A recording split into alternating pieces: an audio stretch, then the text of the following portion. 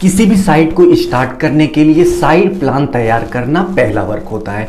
नमस्कार, आप सभी का बहुत बहुत स्वागत है। दोस्त, आज की वीडियो में हम बात करेंगे कि हम जिस कंपनी में वर्क करते हैं वहाँ पे सर्वे इंजीनियर का एक्चुअल रोल क्या होता है, यानी कि साइट पर सर्वे इंजीनियर को क्या क्या वर्क करने होते हैं।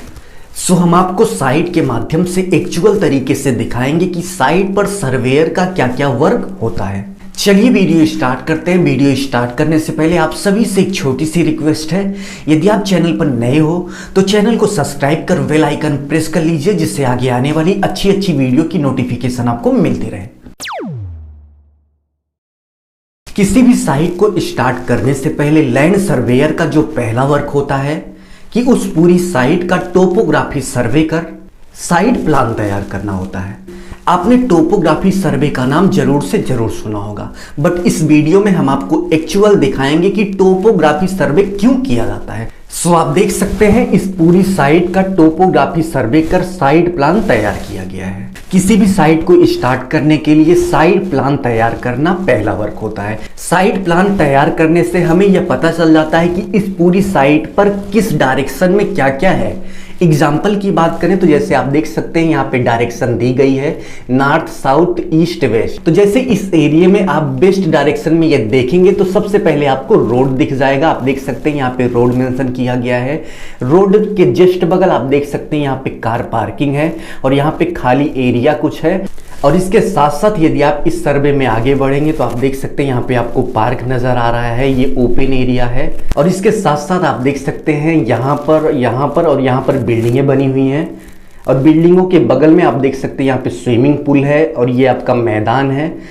सो इसी तरह से टोपोग्राफी सर्वे कर ये डिसाइड किया जाता है कि जिस एरिया में हमें कंस्ट्रक्शन वर्क करना है उस पूरे एरिया में कौन कौन सी चीजें प्रेजेंट टाइम में मौजूद हैं। ठीक है, सो इस बात को आप कहीं नोट कर लीजिए कि कोई भी कंस्ट्रक्शन वर्क स्टार्ट होने से पहले टोपोग्राफी सर्वे होता है और टोपोग्राफी सर्वे को हम साइट प्लान के नाम से जानते हैं। ठीक है, और इस वर्क को सबसे पहले टोटल स्टेशन से सर्वे कर ऑटोकैड पर कंप्लीट किया जाता है। ठीक है, और इसके साथ साथ जो स्टूडेंट सिविल इंजीनियरिंग कर रहे हैं उनसे हमारी यही रिक्वेस्ट है कि जिस समय क्लास में आपको टोपोग्राफी सर्वे पढ़ाया जाए तो उसको थोड़ा ध्यान से पढ़िए। ठीक है, यदि आप ध्यान से पढ़ लेंगे और टोपोग्राफी करना सीख जाएंगे तो आपको बहुत अच्छी अच्छी जॉब मिल सकती है केवल सर्वे फील्ड में।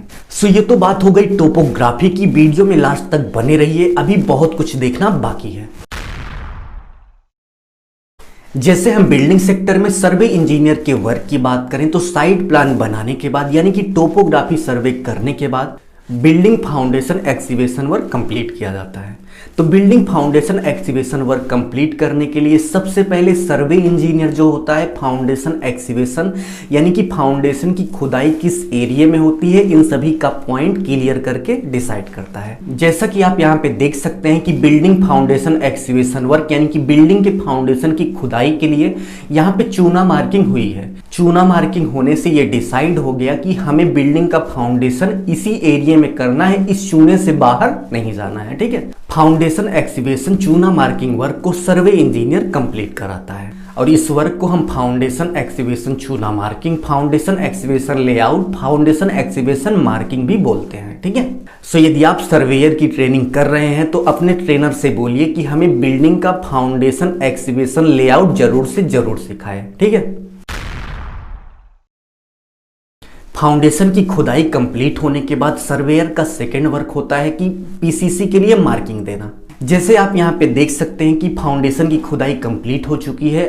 फाउंडेशन की खुदाई कंप्लीट होने के बाद आप तली में देखेंगे तो आपको कुछ इस तरीके से रॉड लगी हुई नजर आ रही है। तो यहाँ पे जो रॉड लगी है वो फाउंडेशन पीसीसी का सेंटर है। तो इस सेंटर पॉइंट को सर्वेयर द्वारा दिया गया है। ठीक है, यानी कि फाउंडेशन वर्क कंप्लीट होने के बाद पीसीसी कहाँ होनी है, पीसीसी का जो पॉइंट है वो सर्वेयर क्लियर करके जाता है। ठीक है, और सर्वे इंजीनियर पीसीसी का जो पॉइंट है वो टोटल स्टेशन से देके जाता है। सो यहाँ पे आप ये पॉइंट नोट कर सकते हैं कि पीसीसी वर्क की जो मार्किंग होती है वो सर्वेयर द्वारा दी जाती है और इसके साथ साथ पीसीसी का मार्किंग वर्क टोटल स्टेशन द्वारा कंप्लीट किया जाता है। सो वीडियो में लास्ट तक बने रहिए, अभी बहुत कुछ देखना बाकी है। सो आप देख सकते हैं कि सर्वेयर द्वारा दिए गए पॉइंट से पीसीसी वर्क कंप्लीट कर लिया गया है। ठीक है, पीसीसी वर्क कंप्लीट होने के बाद पीसीसी के ऊपर कॉलम कहाँ पे आएगा, कॉलम का जो मार्किंग है वो सर्वेयर द्वारा डिसाइड किया जाता है। ठीक है, जैसा कि आप यहाँ पे देख सकते हैं, यहाँ पे पीसीसी के ऊपर कॉलम कहाँ पे आना है उसकी मार्किंग यहाँ पे कंप्लीट की जा रही है। तो यहाँ पे अगर आप ध्यान से देखेंगे तो आपको पीला कलर यहाँ पे दिख रहा है, यह पॉइंट जो है वो सर्वे द्वारा दिया गया है। और यहाँ पे जो आपको पीला कलर दिख रहा है ये कॉलम का सेंटर पॉइंट है। तो पीसीसी के ऊपर कॉलम के मार्किंग का जो पॉइंट होता है वो सर्वेयर द्वारा डिसाइड किया जाता है। ठीक है, यदि आप कहीं पे सर्वे इंजीनियर की ट्रेनिंग कर रहे हो तो अपने ट्रेनर से ये जरूर सीख लेना कि कॉलम की मार्किंग किस तरह से की जाती है। आप लेआउट जरूर सीख लेना। नेक्स्ट पॉइंट की बात करें तो फाउंडेशन वर्क कंप्लीट होने के बाद कॉलम का स्टार्टर मार्किंग होता है। स्टार्टर मार्किंग का जो पॉइंट है वो सर्वे इंजीनियर को देना पड़ता है। जैसा कि आप यहाँ पे देख सकते हैं, यहाँ पे बिल्डिंग के फाउंडेशन का वर्क कंप्लीट हो चुका है। बिल्डिंग का फाउंडेशन वर्क कंप्लीट होने के बाद सिंपली कुछ इस तरह से स्टार्टर भरा जाता है जो कि कॉलम के लिए होता है। स्टार्टर भरने से हमारा कॉलम बिल्कुल सीध में रहता है और इसके साथ साथ आमने सामने के जो कॉलम होते हैं वो बिल्कुल सीधे दिखते हैं। ठीक है, इसलिए स्टार्टर भर लेना बहुत ज़रूरी होता है। स्टार्टर फिलअप करने के बाद, स्टार्टर भरने के बाद हम कुछ इस तरीके से कॉलम की शटरिंग करके कंक्रीट कास्टिंग कर देते हैं, जिससे हमारा कॉलम एक सीध में और एक सीधी रेखा में बनकर तैयार हो जाता है। ठीक है, कॉलम प्लिंथ लेवल तक बनने के बाद प्लिंथ लेवल की जो मार्किंग होती है वो सर्वे इंजीनियर द्वारा डिसाइड की जाती है और प्लिंथ लेवल के मार्किंग का जो वर्क है वो ऑटो लेवल से कंप्लीट किया जाता है। इस वर्क को आप टोटल स्टेशन से भी कर सकते हैं, बट ज़्यादातर ऑटो लेवल से ही इस वर्क को कंप्लीट किया जाता है। ठीक है, प्लिंथ वर्क कंप्लीट होने के बाद सर्वे इंजीनियर की अब बारी आती है स्लैब के हाइट की, यानी कि स्लैब हमें कितनी ऊंचाई पर रखना है। तो स्लैब को एक्चुअल ऊंचाई पर रखने के लिए हम प्रत्येक कॉलम में कुछ इस तरीके से मार्किंग कर देते हैं और स्लैब की शटरिंग करते समय इसी पॉइंट से माप कर स्लैब के बॉटम का लेवल कंप्लीट कर लिया जाता है। एग्जाम्पल की बात करें तो आप देख सकते हैं कि कॉलम में जो पॉइंट दिया गया है इस पॉइंट से 2 मीटर ऊपर हमें स्लैब का बॉटम रखना है।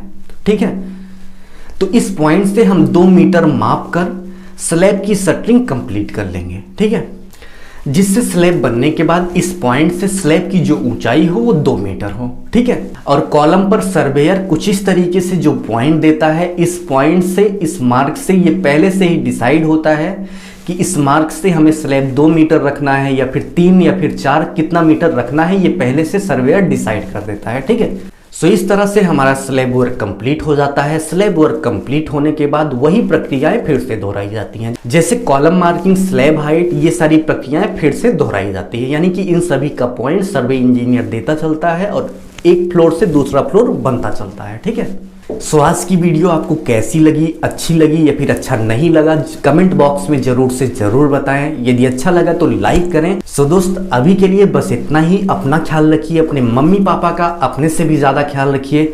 इसी भाव के साथ आपसे विदा लेते हैं। धन्यवाद।